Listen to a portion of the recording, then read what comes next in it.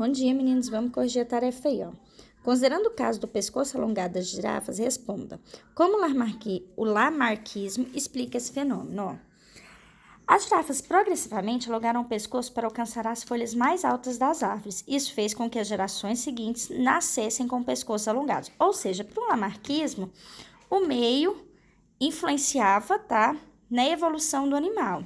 Então, de tanto ele ter que esticar o pescoço, na verdade, ela não tinha o pescoço muito esticado. De tanto ela esticar o pescoço, na verdade, seus descendentes passaram a ter o pescoço mais esticado, tá? Na letra B, ó. Como a teoria da seleção natural explica esse fenômeno? Tá. Já a seleção natural explica que as girafas que já tinham o pescoço um pouco mais longo do que as demais tiveram mais vantagens na alimentação, porque alcançavam as folhas mais altas das árvores. Com isso, elas tiveram maior sucesso reprodutivo, deixando mais descendentes. Com o passar das gerações, a proporção de girafas com o pescoço alongado passou a predominar na população.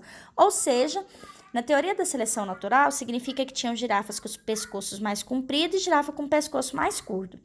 As que tinham o pescoço mais comprido, ela conseguia alcançar a folha, consequentemente, ela saía com vantagem daquela outra que tinha um pescoço menor.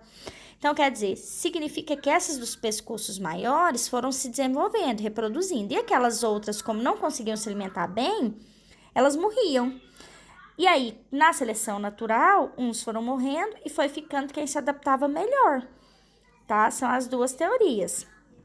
Na 2, sobre evolução, responda. Quando dizemos que uma espécie é mais adaptada do que outra, o que significa?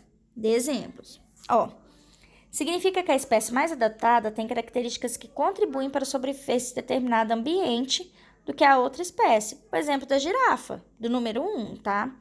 É um exemplo disso. Porque tem espécie que ela tem uma característica que ela vai se adaptar melhor no ambiente. Por exemplo, o urso polar.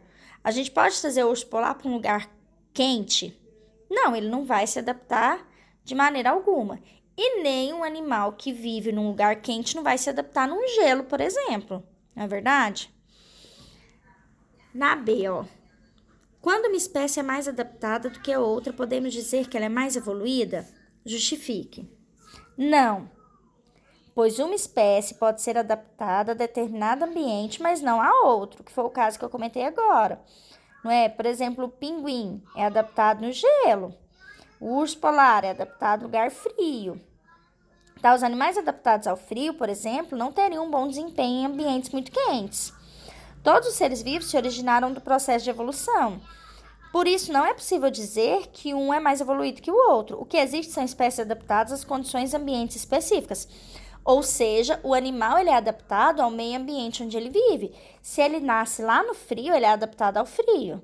Se ele nasce no calor, ele é adaptado no calor. Por exemplo, nós seres humanos, a gente mora aqui no Brasil. O Brasil é um clima quente, não é? Se a gente for na Europa, por exemplo, que é frio, o nosso organismo não está se adaptado ao frio da Europa. A gente vai ter que usar muito mais roupa para ficar lá do que quem mora lá, que já é adaptado àquele ambiente. Agora, quem já mora na Europa e vem para o Brasil, vai sentir muito mais calor do que a gente sente. Não é verdade? Porque está adaptado com frio. Então, é um clima muito diferente, tá? Bom, corrijam aí, beijos.